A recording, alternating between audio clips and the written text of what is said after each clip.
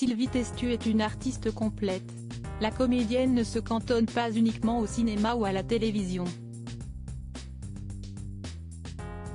Elle est actuellement en tournée pour son seul en scène. L'occasion d'en apprendre plus sur la vie de l'actrice Amy Lawlor, qui partage son quotidien avec une autre star du cinéma. On ne compte plus le nombre de films dans lesquels la comédienne Sylvie Testu a décroché un rôle au cours de sa carrière. Rien qu'entre 2010 et 2020, l'actrice est apparue dans plus d'une trentaine de films. Et si est-il loin d'être terminé. Cette mère de 2 enfants, Ruben et Esther, 18 et 13 ans, cumule les projets. Elle est actuellement en tournée pour le seul en scène bouleversant, Tout le monde savait, inspiré du livre d'une victime d'inceste par son beau-père.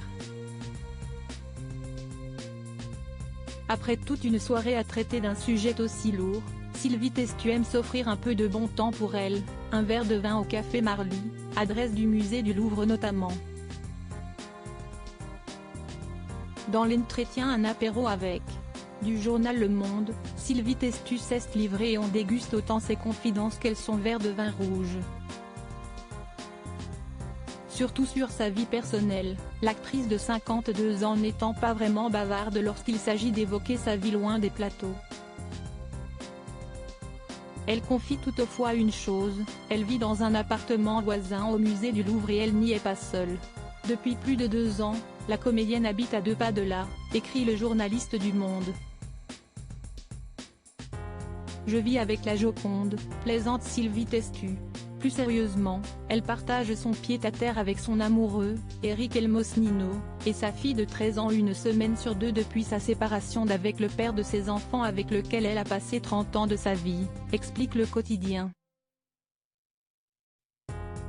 Si la séparation avec le père de ses 2 enfants résulterait d'une rencontre avec un acteur italien à l'époque, Sylvie Testu avouait toutefois en 2011 que monsieur n'était apparemment pas fan du fait qu'elle gagne plus d'argent que lui. Le reste lui appartient. Des déménagements à gogo. Sylvie Testu restera-t-elle longtemps dans les murs de cet appartement parisien voisin du Louvre? Rien n'est moins sûr. Toujours dans Le Monde, elle indique qu'elle n'est pas du genre à rester pendant des années au même endroit. Elle a d'ailleurs déménagé 16 fois, j'achète, je loue, je revends. Ça m'angoisse quand les choses sont trop figées. Une fois que tout est prêt, que les travaux sont terminés, je commence à étouffer, concède-t-elle. Ce qui est certain, si est que jamais Paris ne l'étouffera, j'adore cette ville bâtie comme une succession de petits villages accrochés les uns aux autres, où l'on peut marcher des heures et se gaver de culture.